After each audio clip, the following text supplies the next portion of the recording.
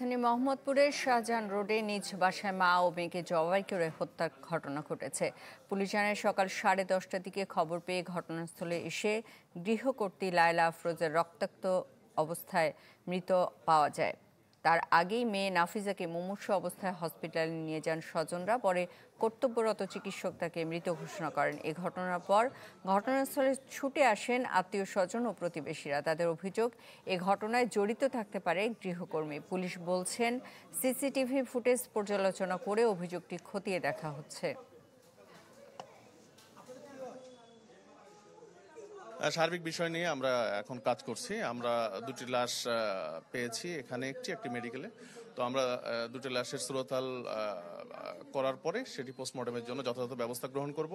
আর আমরা CC camera footage থেকে শুরু করে তাদের পরিবারের সদস্যদের সাথে কথা বলছি, যেন কোনো ক্লু যেন আমরা পাই, সেই ক্লুটি নিয়ে আমরা আগাবো। বিজলি কেবলসের স্কিন কোটেড ইনসুলেশন আগুন প্রতিরোধী। বিজলি কেবলস, নিরাপদ আজীবন।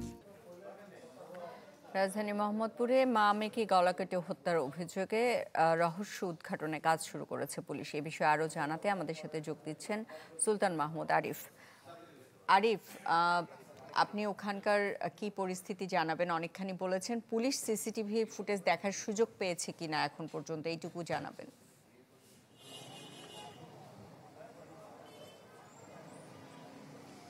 যেহেতু যে স্বজনরা যে দুজন হত্যা হয়েছে তাদের পরিবারের অভিযোগ যে এই ঘটনার সাথে এখানে যে কাজের বুয়া, অর্থাৎ 4 দিন আগে মূলত এই বাসায় যে কাজের বুয়াকে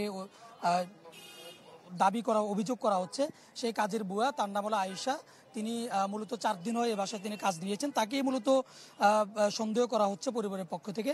এরপরই পুলিশ সিসি ক্যামেরা ফুটেজ সংগ্রহ করে এবং আমরা সিসি ক্যামেরা ফুটেজও আমরা দেখেছি যে আজকে ঠিক 7:52 মূলত যে কাজের বুয়াকে সন্দেহ করা হচ্ছে তিনি প্রবেশ করেন এবং 9:36 তিনি বের হন। সবচেয়ে রহস্যজনক কথা হচ্ছে এখানে যে দুজনকে খুন করা হয়েছে তার মধ্যে একজন হলো মায়ের নাম হলো আফরোজা এবং মেয়ের নাম হচ্ছে নাফিজা। মেয়েটি পড়ে ক্লাস 9-এ। ওই মেয়ের যে স্কুল ড্রেস পরেই মূলত পরিধান করেই যে কাজের বুয়া আয়েশা তিনি বের হন এবং বের হওয়ার পরেই এখন পর্যন্ত আসলে তার কোনো সন্ধান বা পুলিশ তাকে গ্রেপ্তার করেছে কিনা বা তাকে আইনের আওতায় এনেছে কিনা সেই বিষয়ে এখন পর্যন্ত আসলে সেটি আমরা জানতে পারি না। এবং এরপরই 10টা নাগাদ ঘটনাস্থলে পুলিশ সদস্যরা আসেন। এসে তারা যে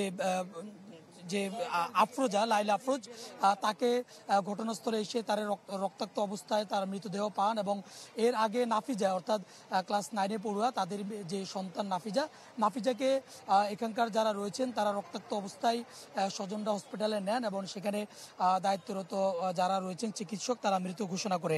এবং আমরা ঠিক যতটুকু জানতে পেরেছি আশপাশের যারা প্রতিবেশী রয়েছেন এবং স্বজন যারা রয়েছেন তারা বলছেন যে এই ফ্যামিলিতে মূলত তারা 3 জনই থাকতেন, মা, মেয়ে এবং যে হাজব্যান্ড, তারা 3 জনই থাকতেন। এবং এই ঘটনা যখন ঘটে তখন অর্থাৎ মেয়ের বাবা, অর্থাৎ যিনি খুন হয়েছেন নাফিজার বাবা, তিনি একজন শিক্ষক, তিনি স্কুলে ছিলেন এবং বাসায় মূলত তারা দুজন ছিলেন এবং যে তাদের যিনি কাজের বুয়া তিনি এসেছেন এবং এছাড়া অন্য কেউ ছিল না। এখন তাদের সন্দেহ যে এই ঘটনা নিঃসন্দেহে কাজের বুয়া ঘটাতে পারে বলে সন্দেহ করেছেন এবং তাদের এই সন্দেহকে আমলে নিয়ে পুলিশ কাজ করছেন।